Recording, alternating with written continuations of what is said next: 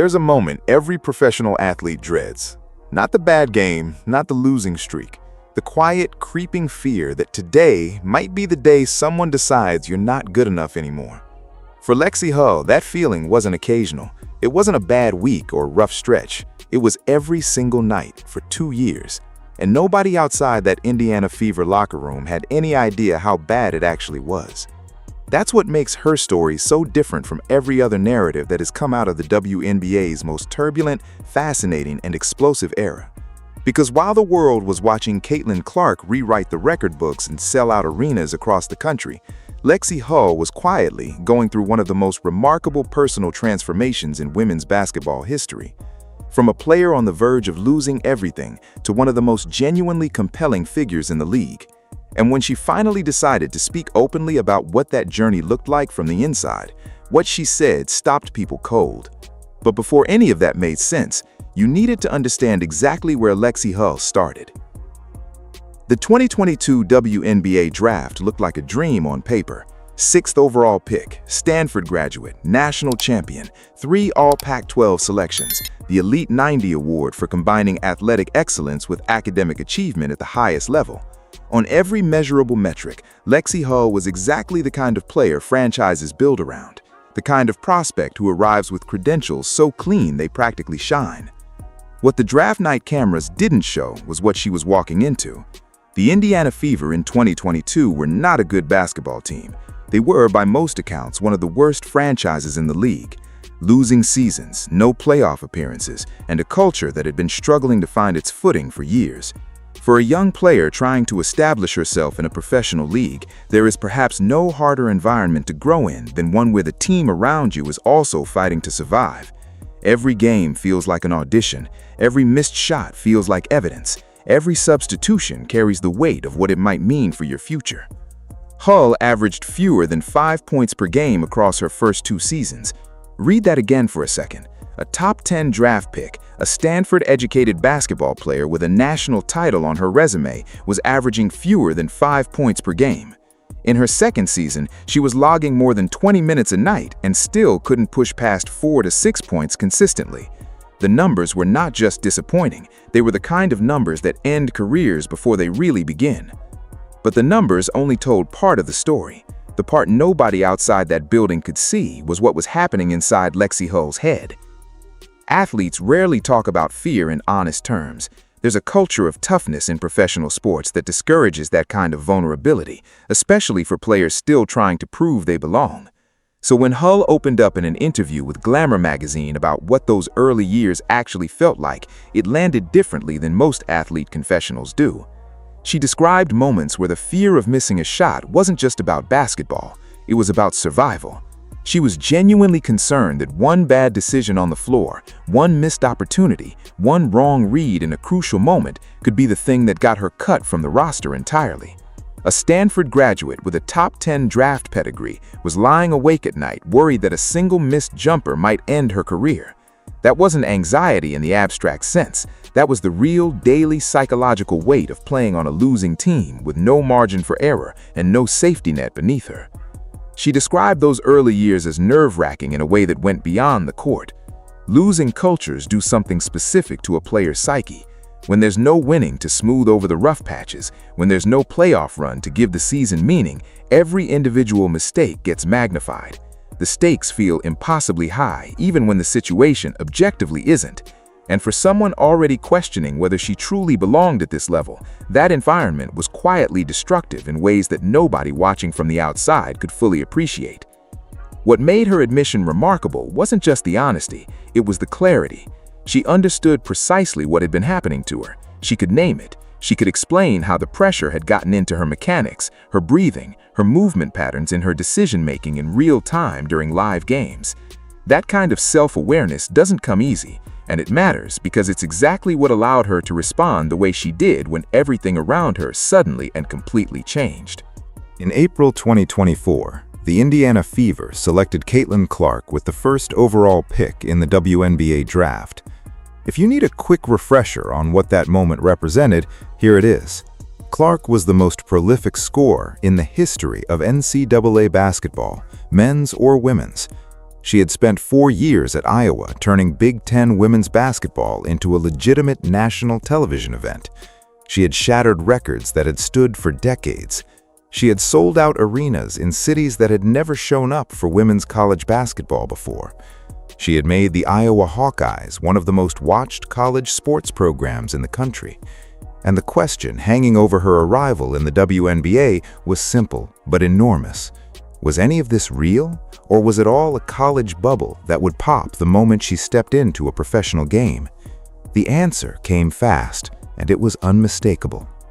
Clark broke WNBA records for fan engagement, television viewership, and rookie performance in ways that made the previous benchmarks look almost quaint by comparison. The Indiana Fever went from one of the league's forgotten franchises to the most discussed, most controversial, most covered team in women's sports overnight.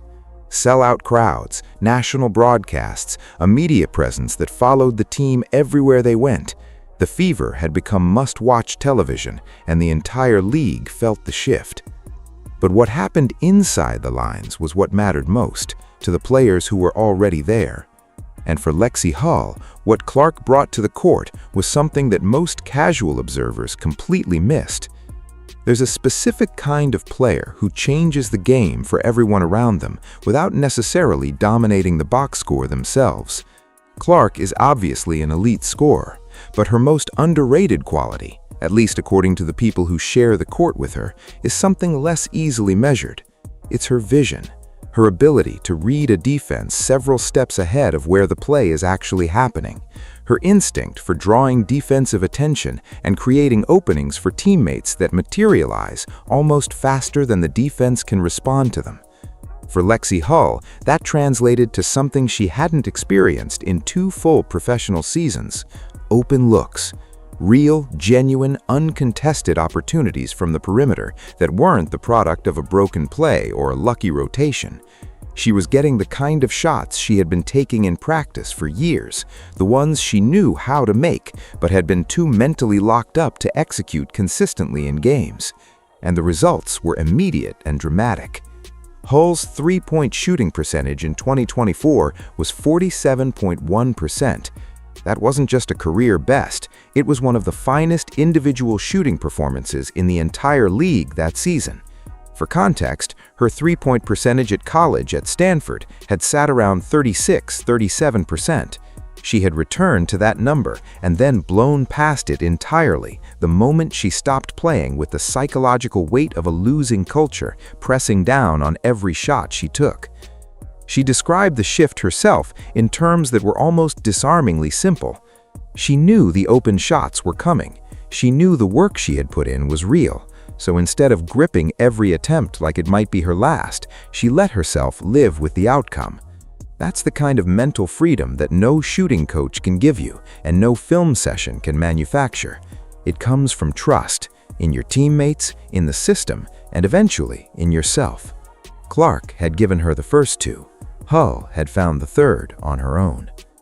But the court was only one dimension of what was changing. Off it, something equally unexpected was developing. When Clark was drafted, there were genuine concerns about how she would fit into a locker room full of players who had already spent years together, building relationships and a team identity.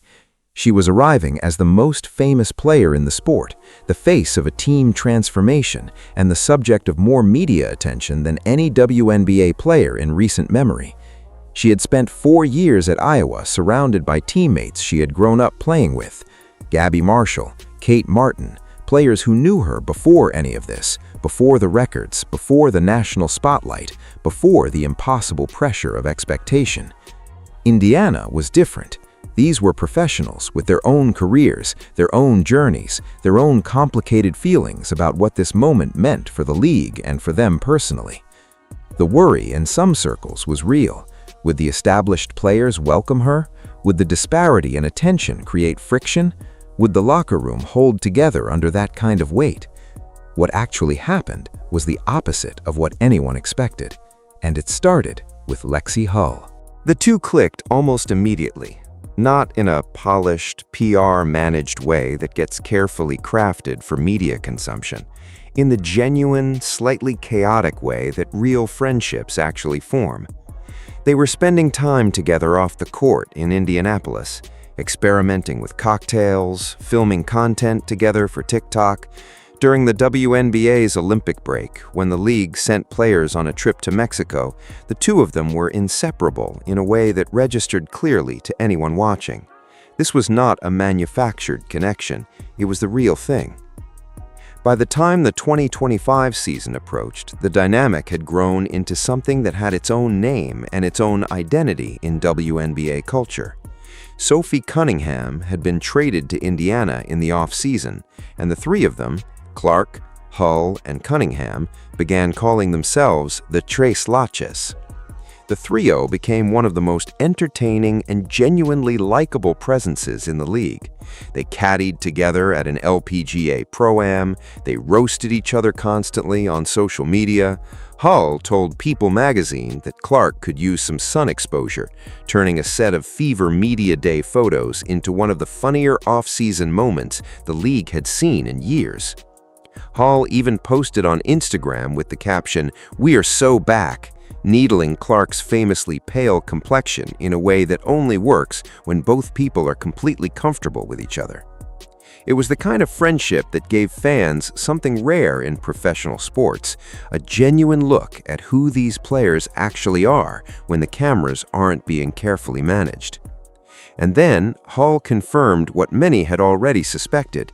She told interviewers that Clark would be at her wedding. That wasn't a casual, offhand comment.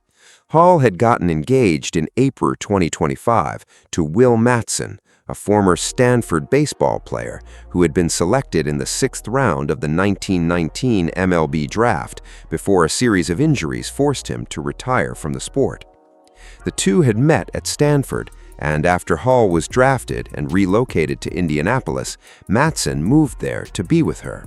He gave up his baseball career, built a life around hers, and was now standing at the center of one of the biggest personal moments of her life.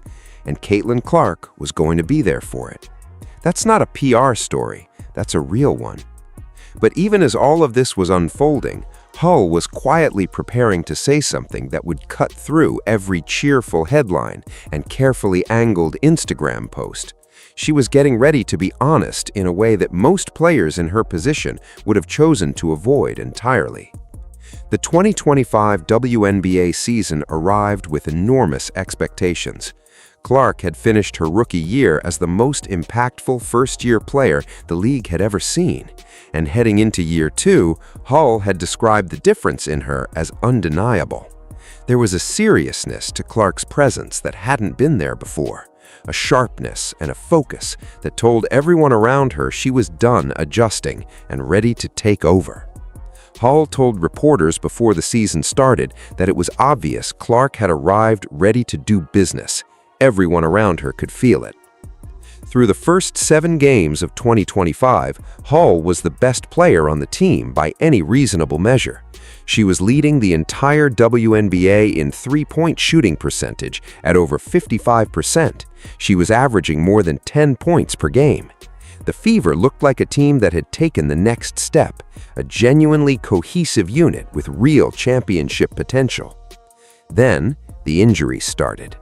Clark's quad went first, then her groin, then a soft tissue issue that knocked her out for another stretch. By July 15th, she was dealing with a 4th separate physical setback in just a few months, this one coming during a game against the Connecticut Sun. The image from that night was one of the most striking of the entire season. Clark, after giving everything she had, walked off the floor and sat on the bench with a towel covering her face. Her forehead was resting against the basket structure. She looked like someone trying to hold herself together through sheer willpower. And sitting right next to her, not saying anything, just being there, was Lexie Hull. Hull spoke about that period afterward with an honesty that was clearly deliberate. She described Clark going through the kind of frustration that only comes when your body refuses to cooperate with what your mind and your work ethic are demanding of it. The physical decline wasn't from a lack of effort, it was despite an almost superhuman amount of it. That distinction mattered, and Hull understood it clearly. The Fever, despite losing Clark for significant stretches, fought their way to the WNBA semifinals. They took the eventual champion Las Vegas Aces to a Game 5 that went to overtime before Indiana's run finally ended. Hull's contribution to that run wasn't the kind that fills highlight packages. She was defending the best perimeter scorer on opposing teams every night. She was making the kind of two-way plays that keep games close when everything else is going wrong. She was being the player her team needed, rather than the player the cameras were most interested in, and she was doing it while carrying the emotional weight of watching her closest friend on the team go through one of the hardest professional stretches of her career. All of that was building toward a moment Hull had clearly been thinking about for a while. In October 2025, Glamour magazine ran a Women of the Year feature that included Hull alongside some of the most high-profile names in entertainment and sports. It was a significant recognition for a player who had quietly become one of the most respected presences in the league over the past 2 seasons. Most people expected the interview to be the kind of warm, polished, athlete-friendly content those features usually produce. A little backstory, some thoughts on the season, maybe a quote about friendship and growth. What actually happened was something else entirely. Hull used that platform to say things that most players in her situation never say publicly. She named the envy, directly. She acknowledged that the media attention surrounding the Indiana Fever, the cameras, the sponsorship deals, the national broadcasts, the complete transformation of the franchise's profile, had generated real resentment from other corners of the league. She said it clearly. There was jealousy over what the Fever had become because of Caitlin Clark's presence, and it wasn't just coming from fans or media commentators. It was coming from inside other locker rooms. And then she went further. She said the Fever had heard it firsthand, not a second-hand gossip or outside speculation. They had heard players and teams in opposing locker rooms explicitly saying they could not allow Indiana to win. That the target on the Fever's backs wasn't metaphorical. It was literal and deliberate, and it was being spoken out loud by the people competing against them. Think about what that actually means on a practical level. Every game the Indiana Fever plays is treated by opponents as if it has playoff consequences. Every individual matchup against Clark and her teammates carries an intensity that goes beyond normal regular season competition. Referees are under a microscope every time Indiana takes the floor. Every call, every no call, every moment of contact gets filmed, analyzed, argued over, and used as ammunition by people who have probably never attended a professional basketball game in their lives. And every player on that Fever roster lives inside that environment every night of the season. Lexie Hull had been living in it for 2 years by the time she gave that interview. She had watched it up close, in real time, from the inside of the most scrutinized team in women's sports.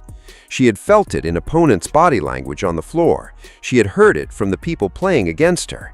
And when she decided to talk about it, she didn't frame it as a complaint or a grievance or a plea for sympathy.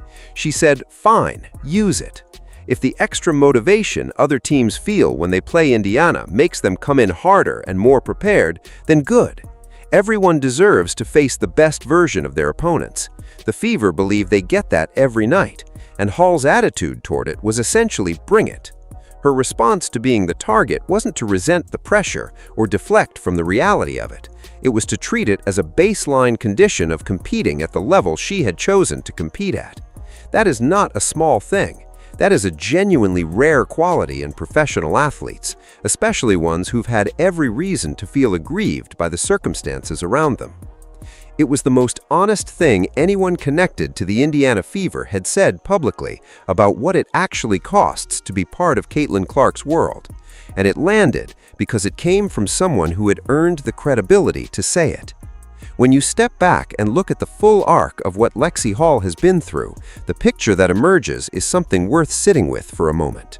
She entered the professional game as a genuinely gifted player on a franchise that was quietly falling apart. She spent 2 years fighting to hold a roster spot, averaging numbers that didn't reflect her ability, and surviving in a psychological environment that was slowly dismantling whatever confidence she had arrived with. She was scared. She was struggling, and almost nobody outside those walls knew how bad it had gotten. Then the most disruptive force women's basketball had ever seen walked into the building and changed every variable simultaneously. The team's culture shifted. The franchise's profile exploded. Hull's own game was freed from the mental prison it had been locked in. She shot 47% from three. She became a legitimate two-way contributor on a team that went from lottery-bound to semi-final contention. She formed one of the most genuine, visible friendships in the league. She became a household name in WNBA circles, not through marketing or personal branding, but through the unmanufactured combination of real performance and real personality. And she did it while being completely honest about what all of it actually looked like from the inside. The fear in those early years, the freedom that came with having a playmaker of Clark's caliber beside her, the emotional weight of watching a close friend battle her own body through injury after injury, the reality of playing on a team that every opponent treats as a personal enemy. She talked about all of it, not in the carefully managed way that PR teams design athlete interviews to be, but in the direct, clear, human way that actually resonates with people who are paying attention. That's what separates her story from the dozens of other peripheral narratives that orbit Caitlin Clark's career. This isn't a story about proximity to fame. It's a story about what someone does with that proximity, whether they shrink from it or grow into it, whether they disappear into the background noise or find their own voice inside the chaos. Lexie Hull found hers. And the fact that she found it in one of the loudest, most intense environments women's sports has ever produced makes it considerably more interesting than it would have been under any quieter circumstances. Now the question is, what comes next?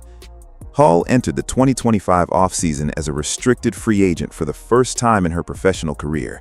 That is a different kind of uncertainty than anything she has faced before. In her early years, the question was whether she would make the team. Now the question is whether the team she has helped build into something real will find a way to keep her. The Fever have the right to match any offer she receives from another franchise, and given what she contributed in 2025, the expectation across the league is that Indiana will do whatever it takes to retain her. But professional sports are rarely as simple as what the logic of the situation suggests. The WNBA's collective bargaining landscape is complicated in ways that create uncertainty for everyone involved. And Hull herself admitted she couldn't fully predict how everything would shake out. What she could speak to clearly was what Indianapolis had come to mean to her. Her fiancé relocated his entire life there. She has built connections in that city that go well beyond a basketball contract. The Fever fan base, which had grown alongside the team's transformation over the past 2 seasons, had become something she openly expressed affection for. None of that guarantees anything. It rarely does in this business. What it does guarantee is that wherever Lexie Hull plays next, she carries something with her that cannot be contracted or negotiated away. She knows exactly who she is as a player and as a person in a way she absolutely did not when she walked into that building as a scared 6th overall pick in 2022. She knows what she is capable of when the environment around her matches her talent. She knows how to be a genuine teammate rather than a performative one. She knows how to be honest about hard things in public without making it about herself. And she knows, maybe more clearly than most people who have been in her situation, what it actually feels like to go from the edge of being forgotten to the center of the most talked about story in women's basketball. That kind of knowledge is rare, and the way she has chosen to use it, generously, honestly, and without the protective veneer most athletes build around their most vulnerable truths, is what makes Lexie Hull worth paying attention to long after the Caitlin Clark story has moved on to its next chapter. Because this was never really about the shadow. It was about what she built in spite of it. And she is just getting started.